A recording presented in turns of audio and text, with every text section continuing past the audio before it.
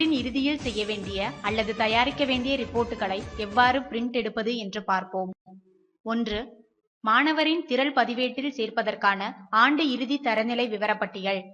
Report card print எடுப்பதற்கான திரையில் annual report card என்ற பட்டனை கிளிக் செய்து ஒவ்வொரு மாணவருக்கும் தனித்தனியே ஆண்டு இறுதி தரநிலை விவரப்பட்டியலை பிரிண்ட் எடுத்துக் கொள்ளலாம்.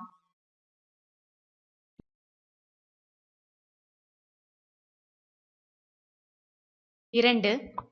கல்வியாண்டின் இறுதியில் பதிவுத்தாள் அல்லது மாற்றுச் சான்று வழங்கும் போது தரவேண்டிய முப்பருவ தரநிலை விவரங்கள் மற்றும் ஆண்டு இறுதி தரநிலை விவரங்கள்.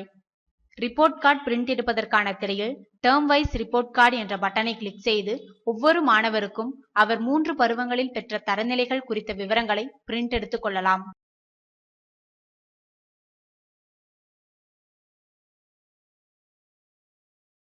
ரிப்போர்ட் கார்டு பிரிண்ட் எடுப்பதற்கான திரையில் ஆனுவல் ரிப்போர்ட் கார்டு என்ற பட்டனை கிளிக் செய்து ஒவ்வொரு மாணவருக்கும் தனித்தனியே ஆண்டு இறுதி தரநிலை விவரப்பட்டியலை பிரிண்ட் எடுத்துக் கொள்ளலாம். 3. பள்ளி பதிவேட்டில் பராமரிப்பதற்கான மதிப்பெண் பட்டியல்.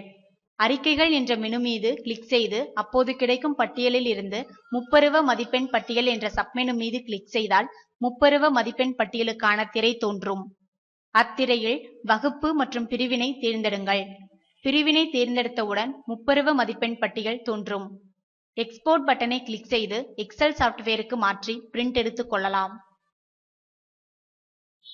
முப்பருவ மதிப்பெண்களோடு சராசரி மதிப்பெண்களும் தேவை எனில் அறிக்கை என்ற மெனுவில் முப்பருவ மதிப்பெண் பட்டியல் சராசரியுடன் என்ற சப்மெனுவை தேர்ந்தெடுங்கள்.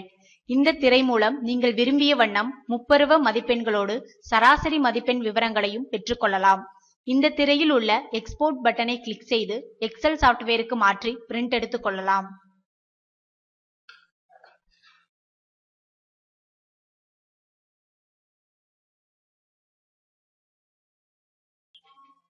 4. ஆண்டிறுதியில் சிஇஓ அல்லது ஏஇஇஓ அலுவலகங்களில் சமர்ப்பிப்பதற்கான ரிசல்ட் ஸ்டேட்மெண்ட். அறிக்கைகள் மெனுவில் உள்ள முப்பருவ சராசரி மதிப்பெண் பட்டியல் என்ற சப்மெனுவை தேர்வு செய்யுங்கள்.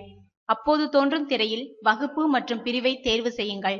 பிரிவை தேர்வு செய்தவுடன் ஆண்டிறுதியில் சிஇஓ அல்லது ஏஇஇஓ அலுவலகங்களில் சமர்ப்பிப்பதற்கான ரிசல்ட் ஸ்டேட்மெண்ட் தோன்றும். இந்த திரையில் உள்ள எக்ஸ்போர்ட் பட்டனை கிளிக் செய்து எக்ஸல் சாப்ட்வேருக்கு மாற்றி பிரிண்ட் எடுத்துக் கொள்ளலாம்.